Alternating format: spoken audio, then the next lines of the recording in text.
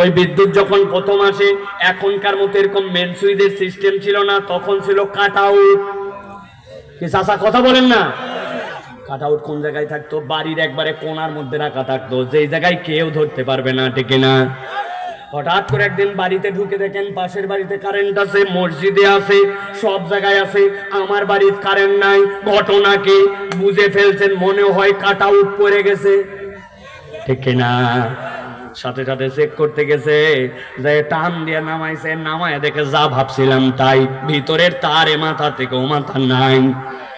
সাথে সাথে ডয়ের থেকে তার বাইর করছে, বাইর করে দাঁত দিয়ে সিলছে, সিলে পেঁচাইছে, পেঁচাই এ মাথার থেকে ও মাথা আবার কাট আউট লাগাইছে। যুবকরা এটা দেখো নাই, কিন্তু আমার মুরব্বীরা জানে এটা।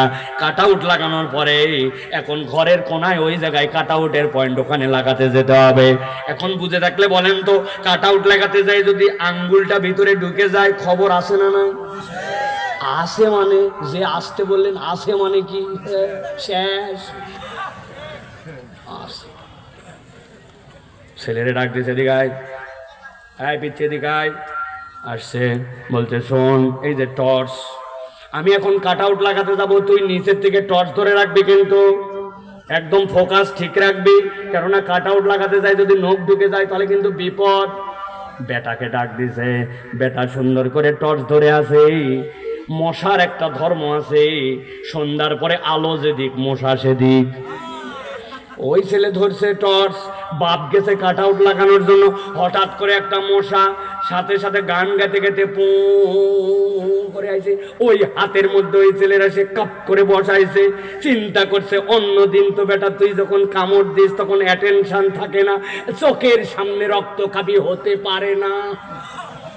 বাম হাত উঁচু করে ঢাই করে নিয়ে একবারই মারছে, মারতে মারতে মশা তো গেছে মরে, কিন্তু টর্চ গেছে নইরে। আব্বা আছে কাটা উঠে, বুঝছেন তো? বাপ চিল্লাই উঠছে, ব্যাক কলাই, তোরে বলছি সোজা করে ধরার জন্য, আর তুই কি করিস? বলে আব্বা মশা। বলে ব্যাক কল, মশা মারতে যাই তো তুই তোর বাপরে মারে ফেলাইছিলি, কথা ঠিক কিনা? ভালো করে বোঝেন, এইটা হচ্ছে আপনার জন্য একটা আলো, যে আলোটা পরনির্ভর, অন্য কাউকে ধরতে হয়। কিন্তু এমন আলো আপনি আবার দেখেছেন কিনা? আপনি কানের ডাক্তারের কাছে গেছেন, অপারেশন থিয়েটারের মধ্যে গেছেন, ডাক্তারের কাছে গেছেন, কপালের মধ্যে বেল্ট দিয়ে লাগানো, এই জায়গায় একটা টর্চ দেওয়া, টর্চটা একবার যদি জ্বলায় দেয় দুনিয়ার কাউকে ধরা লাগে না।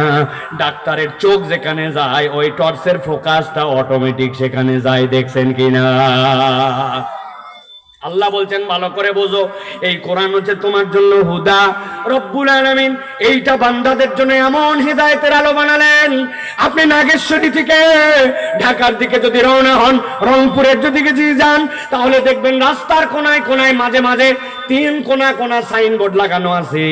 ওই সাইনবোর্ডের মধ্যে আপনার মোটর সাইকেলের হেডলাইট যদি পড়ে, সাথে সাথে জলজল করে উঠে সামনে স্পিড ব্রেকার, সামনে তোমার জন্য স্কুল, সামনে মসজিদ, সামনে বাজার, ওই রকম সাইনবোর্ড দেওয়া আছে। দিনের বেলা কোনো আলো দেখা যায় না, কিন্তু যেই না রাত্রে ফোকাস পরে সাথে সাথে জ্বলে ওঠে, এরকম সাইনবোর্ড দেখেছেন কিনা? খুঁজে থাকলে বলেন ওর ভিতরে কি আলো ঢুকানো থাকে?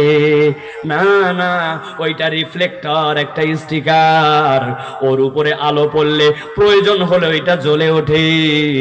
আল্লাহ বলছেন যে এই মানুষ কোরআনকে আল্লাহর পক্ষ থেকে মাওয়াইজা হিসাবে নিবে, এই কোরআন দ্বারা অন্তর পরিবর্তন করবে, ওই ব্যক্তির জন্য এই কোরআন হবে হুদা।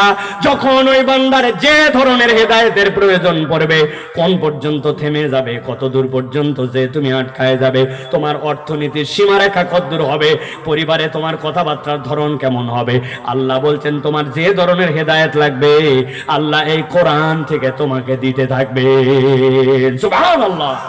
সর্বশেষ আল্লাহ বলছেন ওয়া রাহমাতুল লিল মুমিনিন, আর মুমিনদের জন্য স্পেশাল রহমত এই কোরআন। তার জন্য কবরে আলো, মিজানে আলো, হাসরে আলো, ওই বান্দার জীবনে যা লাগবে এই কোরআনুল কারীম থেকে আল্লাহ রাব্বুল আলামিন দয়া করে তাকে দান করবেন। এই জন্য ইমানদারের কথা শেষে আর প্রথমে আরাম ভাবে বলেছেন মানুষের কথা।